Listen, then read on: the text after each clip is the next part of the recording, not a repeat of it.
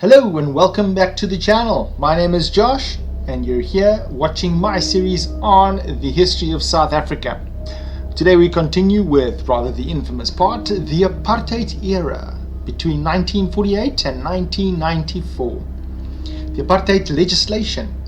The segregationist policies of apartheid stemmed from colonial legislation introduced during the period of the Dutch rule in the 17th century, which was continued and expanded upon during the British colonial era and reached its apogee during the Boer-dominated Union of South Africa. From 1948, successive National Party administrations formalized and extended the existing system of racial discrimination and the denial of human rights into the legal systems of apartheid, which lasted until 1991. A key act of legislation during this time was the Homeland Citizens Act of 1970. This act augmented the Native Land Act of 1913 through the establishment of so-called homelands or reserves. It authorized the forced evictions of thousands of African people from urban centers in South Africa and South-West Africa, now Namibia, to what became described colloquially as Bantustans, or the original homes, as they were officially referred to, of the black tribes of South Africa. The same legislation applied also to Southwest Africa, over which South Africa had continued after World War I to exercise a disputed League of Nations mandate. Pro-apartheid South Africans attempted to justify the Bantustan policy by citing the British government's 1947 partition of India, which they claimed was a similar situation that did not arouse international condemnation. Although many important events occurred during this period, apartheid remained the central pivot around which most of the historical issues of this period revolved, including violent conflict and the militarization of the South African society. By 1987, total military expenditure amounted to about 28% of the national budget. In the aftermath of the 1976 Soweto uprising, the security clampdown that accompanied it, Joint Management Centers, JMCs, operating in at least 34 state-designated high-risk areas, became the key element in a national security management system. The police and military who controlled the JMCs by the mid-1980s were endowed with influence in decision-making at entry level, from the cabinet down to local government. UN Embargo. On the 16th of December 1966, United Nations General Assembly Resolution 2202A XXI identified apartheid as a crime against humanity. The Apartheid Convention, as it came to be known, was adopted by the General Assembly on the 30th of November 1973, with 91 member states voting in favor, 4 against Portugal, South Africa, the United Kingdom and the United States, and 26 abstentions. The convention came into force on the 18th of July 1976. On the 23rd of October 1984, the UN Security Council endorsed this formal determination. The convention declared that apartheid was both unlawful and criminal because it violated the Charter of the United Nations. The General Assembly had already suspended South Africa from the UN organization on the 12th of November 1974. On the 4th of November 1977, the Security Council imposed a mandatory arms embargo in terms of Resolution 181, calling upon all states to cease the sale and shipment of arms, ammunition and military vehicles to South Africa. The country would only be readmitted to the UN in 1994, following its transition to democracy. Apartheid South Africa reacted to the UN arms embargo by strengthening its military ties with Israel and establishing its own arms manufacturing industry with the help of Israel. 400 M11-3A1 armored personnel carriers and 106mm recoilless rifles manufactured in the United States were delivered to South Africa via Israel. Extrajudicial killings. In the mid-1980s, police and army death squads conducted state-sponsored assassinations of dissidents and activists.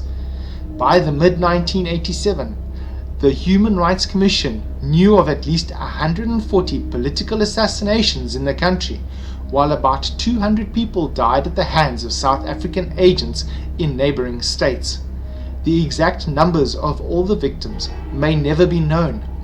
Strict censorship disallowed journalists from reporting, filming, or photographing such incidents, while the government ran its own covert disinformation program that provided distorted accounts of the extrajudicial killings.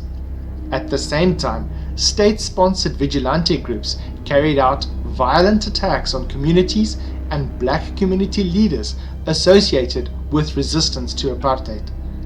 The attacks were then falsely attributed to the government to black on black or factional violence within the communities. The Truth and Reconciliation Commission, TRC, would later establish that a covert, informal network of former or still serving army and police operatives, frequently acting in conjunction with extreme right-wing elements, was involved in actions that would be construed as fomenting violence and which resulted in gross human rights violations, including random and targeted killings. Between 1960 and 1994, according to statistics from the Truth and Reconciliation Commission, the Inkatha Freedom Party was responsible for 4,500 deaths, South African police 2,700, and the ANC about 1,300. In early 2002, a planned military coup by a white supremacist movement known as the Boeremag, Boer Force, was foiled by the South African police. 24 conspirators, including senior South African army officers, were arrested on charges of treason and murder after a bomb explosion in Soweto. The effectiveness of the police in foiling the planned coup strengthened public perceptions that the post-1994 democratic order was irreversible. The TRC, at the conclusion of its mandate in 2004, handed over a list of 300 names of alleged perpetrators of the National Prosecuting Authority for investigation and prosecution by the NPA's Priority Crimes Litigation Unit. Less than a handful of prosecutions were ever pursued. Military operations in frontline states. South African security forces during the latter part of the apartheid era had a policy of destabilizing neighboring states, supporting opposition movements, conducting sabotage operations, and attacking ANC bases and places of refuge for exiles in those states. These states, forming a regional alliance of Southern African states, were named collectively as the Frontline States: Angola, Botswana, Lesotho, Mozambique, Swaziland, Tanzania, Zambia, and from 1980, Zimbabwe. In early November 1975, immediately after Portugal granted independence to its former African colony of Angola, civil war broke out between the rival UNITA and MPLA movements. In order to prevent UNITA's collapse and cement the rule over a friendly government, South Africa intervened on the 23rd of October, sending between 1,500 and 2,000 troops from Namibia into southern Angola in order to fight the MPLA. In response to the South African intervention, Cuba sent 18,000 soldiers as part of a large-scale military intervention nicknamed Operation Carlota in support of the MPLA. Cuba had initially provided the MPLA with 230 military advisors prior to the South African intervention. The Cuban intervention was decisive in helping reverse SADF and UNITA advances and cement MPLA rule in Angola. More than a decade later, 36,000 Cuban troops were deployed throughout the country, providing support of MPLA's fight with UNITA. The civil war in Angola resulted in 550,000 to 1.25 million deaths in total, mostly from famine.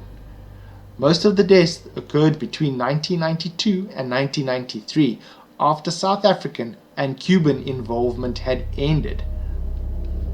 Between 1975 and 1988, the SADF continued to stage massive conventional raids in Angola and Zambia to eliminate plans forward operating bases across the border from Namibia, as well as provide support for UNITA. A controversial bombing and airborne assault conducted by 200 South African paratroopers on the 4th of May 1978 at Kasinga in southern Angola resulted in around 700 Southwest Africans being killed, including planned militants, and a large number of women and children. Colonel Jan Breitenbach, the South African Parachute Battalion commander, claimed it was recognized in Western military circles as the most successful airborne assault since World War II. The Angolan government described the target of the attack as a refugee camp. The United Nations Security Council on the 6th of May 1978 condemned South Africa for the attack.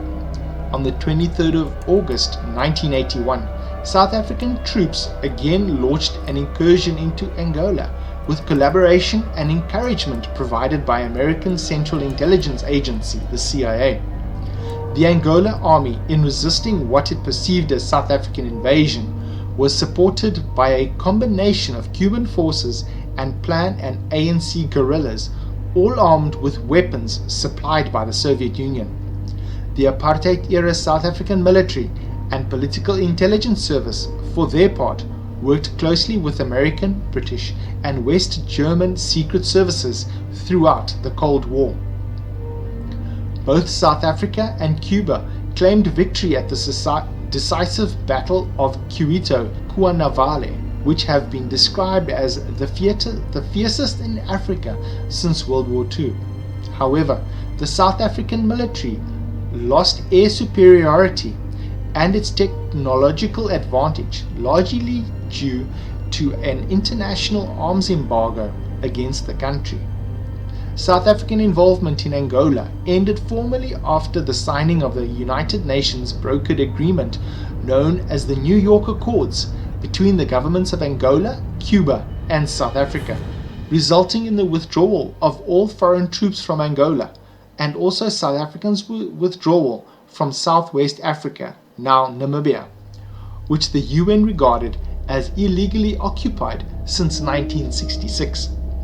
South Africa in the 1980s also provided logistical and other covert support to Resistência Nacional Moçambique, Renamo rebels in neighboring Mozambique, fighting the Frelimo-run government during the Mozambique Civil War, and it launched cross-border raids in Lesotho and Swaziland and Botswana, killing or capturing a number of South African exiles.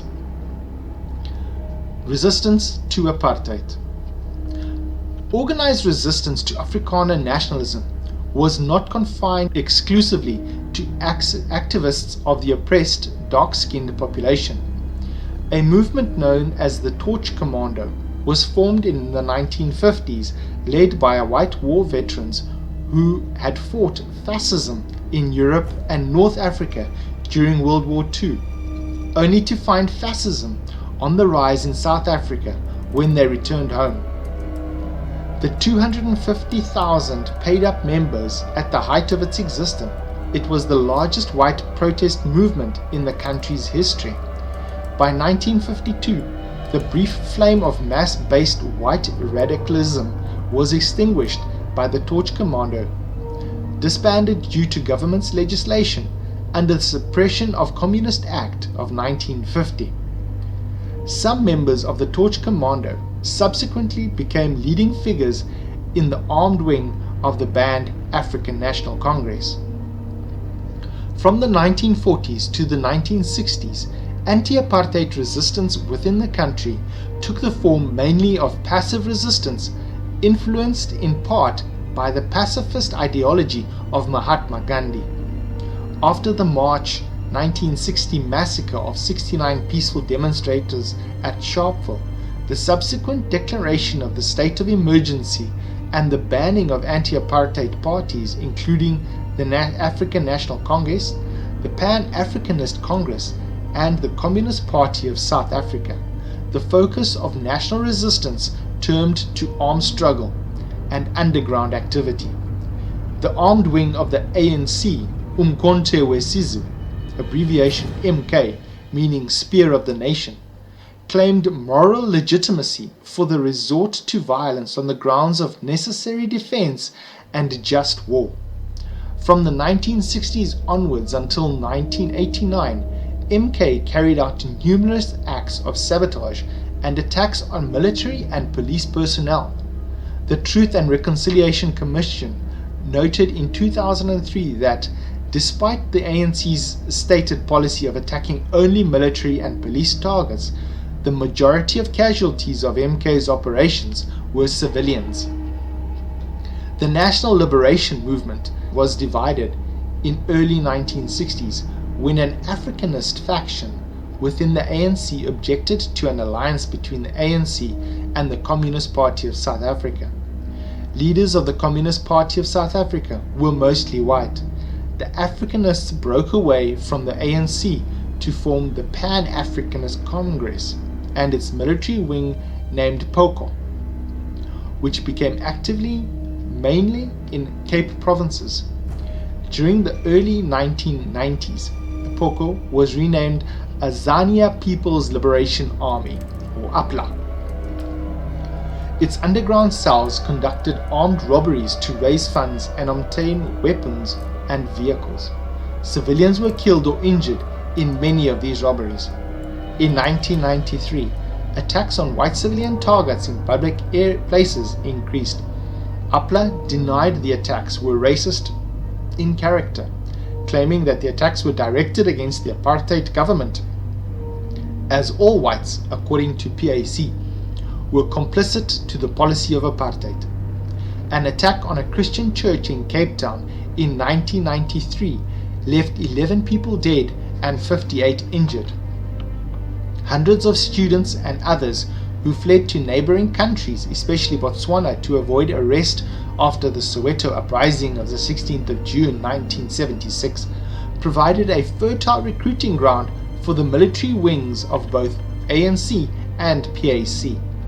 The uprising had been precipitated by government legislation forcing African students to accept Afrikaans as the official medium for tuition, with support from the wider Black consciousness movement.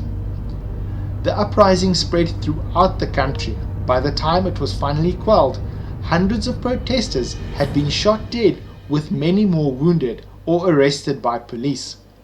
A non-racial United Democratic Front (UDF) coalition of about 400 civic, church, student, trade union, and other organizations emerged in 1983. At its peak in 1987, the UDF had some 700 affiliates and about 3 million members. It pursued a very violent strategy known as ungovernability.